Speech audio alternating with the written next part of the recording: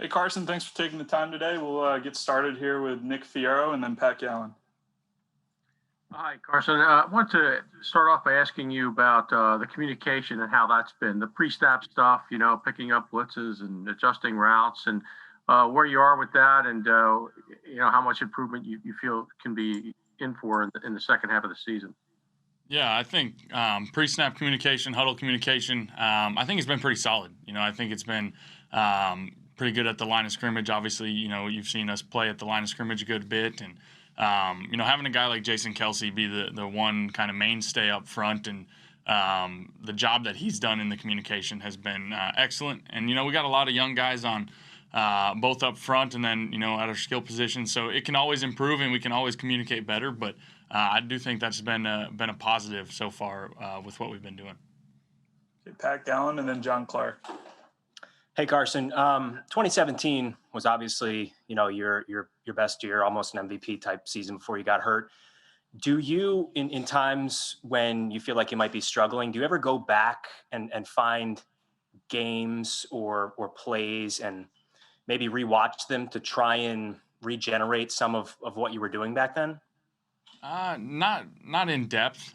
Maybe if it's an opponent that we play again or something like that, and just see, hey, this was a really good game or this or that, but nothing in depth by any means. That is stuff you watch in the off seasons. You kind of go back, okay, where can I improve from really my rookie year? I've every off season watched stuff from rookie year, 17, 18, 19, all of those things. So that probably happens more then, but every now and then you'll peek some things here and there. Okay, John Clark and then Jeff McClain. Hey, Carson, you've been sacked more than any QB so far this year. First of all, the bye week, does that do pretty well for you physically? And then secondly, getting healthy on the offensive line, maybe getting Isaac back and then Miles Sanders with his blocking ability. How much does that maybe give you more of a comfort level and maybe being more relaxed as far as the amount of time you have to run the offense? Yeah, I mean, the first part of the question, I think the bye week is great for everybody, mentally and physically. Coming in the middle of the season when it did for us, I think was great. The body definitely feels rejuvenated and ready to go, so I'm thankful for that. And yeah, it's exciting to get some of these guys back. Hopefully, we'll kind of see how it plays out this week, but just the idea of getting some of these guys back is encouraging, and it kind of motivates the offense. And I know whether they're out there or the other guys, I have nothing but trust and confidence in those guys. And a lot of those sacks that have been happening this year, there's things I can do better. There's communication that I can do better. I can get rid of the ball quicker, and there's just different things on every play. So I'll be confident in whoever's out there, but it is exciting and encouraging to think maybe we'll start getting some of these guys back. Hey, Jeff McClain and then Kristen Rogers. Hey, Carson, sorry to regurgitate the Dallas game, but we haven't spoken to you since you saw the film. On the second interception to Hightower, after the game, you said it was a miscommunication thing in terms of the angle of the throw. And just watching it, I wasn't sure if that's something that you still felt was the issue there, if you should have thrown it more, if he was running a deep post. And can you describe how the communication process has been with you and John, because so many of your throws beyond 20 yards have been targeted to him? Yeah, I mean, the communication with John and I has been really good. He's got a lot of confidence in me. I got a lot of confidence in him. And, that was just one, in hindsight, I love the decision. I just don't, like where I put the ball. That's what happens. And, I could have thrown it more to the middle field, and that's football. I couldn't get a good read on it when I let it fly. And that happens, and we're going to stay aggressive. But obviously we got to be smart in those situations and just play fast. But I feel really confident throwing the ball down the field to John, and he's got a lot of faith in me as well. So we're gonna hit more of those than we won't. Kristen Rogers and then Dave Zangaro. Hey, Carson. So obviously you guys played the Giants just a few weeks ago. What have you seen as you look back in their games since you last played them? And how much do you kind of have to remember that the Giants, they led for essentially 3/4 of that Thursday night football game? How have you seen that, kind of change up until now?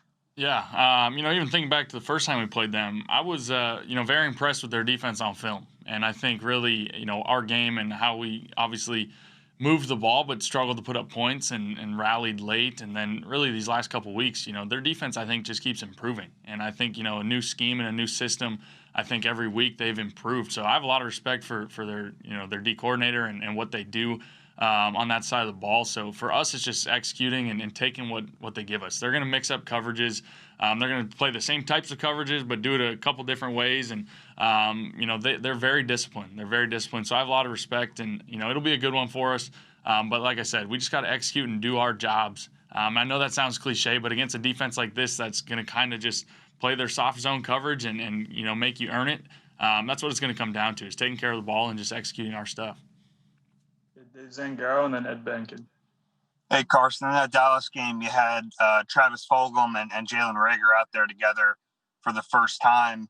With these last 8 games, are you kind of looking forward to seeing if these two can be 2 players you can grow with over the next few years? Absolutely. I mean, I think, those two, Hightower, all these guys, I'm excited about.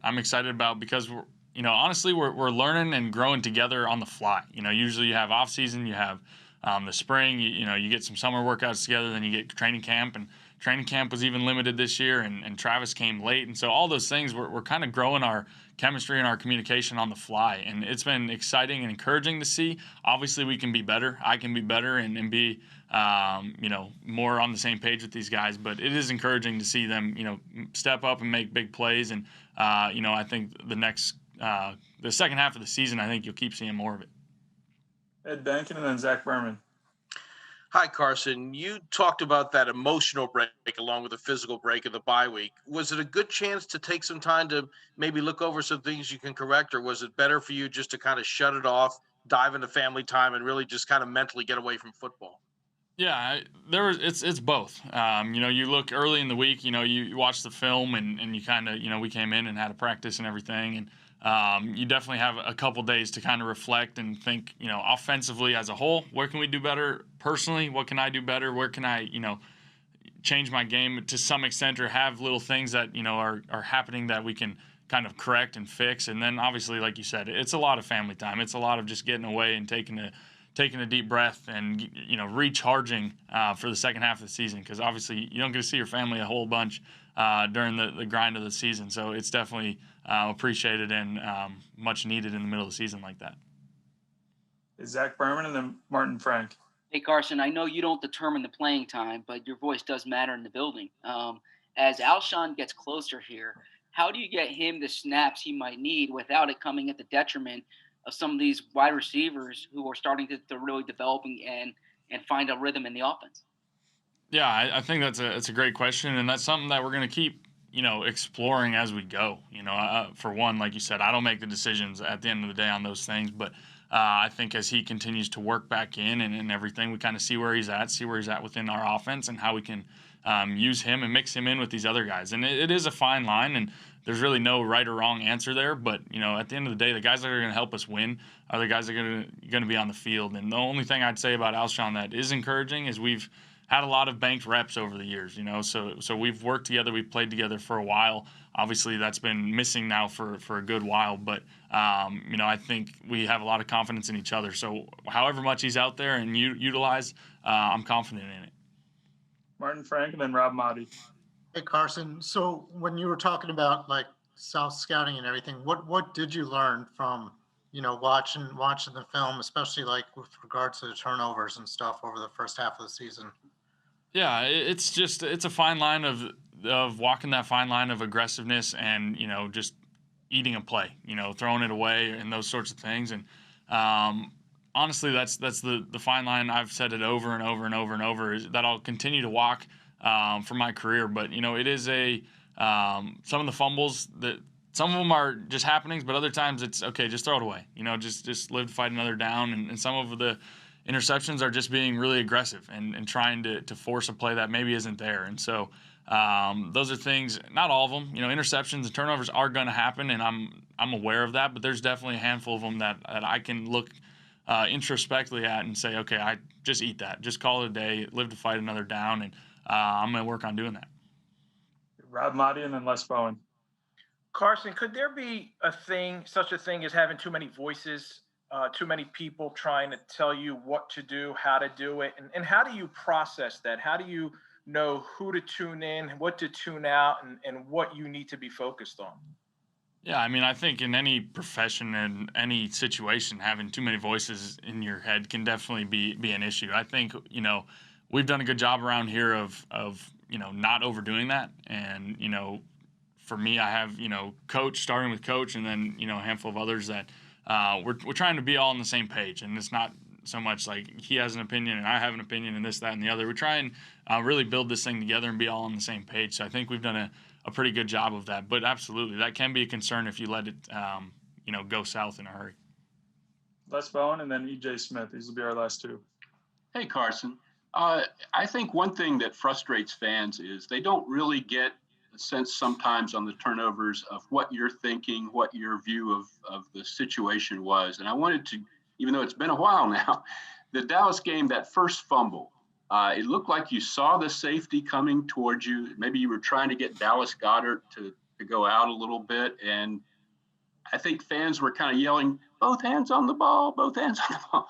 And, you ended up fumbling. How did you see that situation? How did it feel to you? Yeah, I mean, that's one that I definitely, want back. And, A, that's behind me, so I'm not trying to overanalyze it. But B, I was about to throw that ball, and I wasn't on the same page as my receiver. And at the end of the day, I was caught with the ball up here in an awkward spot, and put it in harm's way. So that's stuff that sometimes is trying to force a play and do too much that I can look at and just be smart and maybe eat it, throw it away, take a sack, whatever that is. Okay, we'll end it here with EJ. Hey, Carson, I'm wondering if you saw what Brett Favre said on ESPN about if the Eagles should have stuck with Nick Foles instead of going forward with you, and if so, what your thoughts were. I did not. So maybe you can enlighten me, or at the end of the day, it's really whatever. I mean, everyone has their opinion, so I don't know. Okay. Thanks, Carson. Awesome. Thanks, everyone. Thanks, guys.